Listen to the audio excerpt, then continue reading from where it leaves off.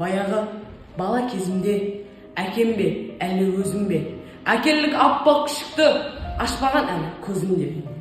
Өсірдің көңілін қалдырмай, мойнына қарғы салдырмай, әлжуаз аппақ күшігім ақ тазды болды қанжырдай. Әжуа, мысқыл, әзілмен, қайтейін ондай атты, ойнаймын аппақ тазымен, ұялас күшік сияқты. Қар жаудым не алғашқы, ақ тазы менің қар басты, түлкі ұстатып берем деп, үлкен жағымызды. Біріне тағы бермегем, қайсар едім ғой мен деген, берем ғой деген әжемнің тіліне тағы көнбеген, көрмей ақ кетсін көрмеген.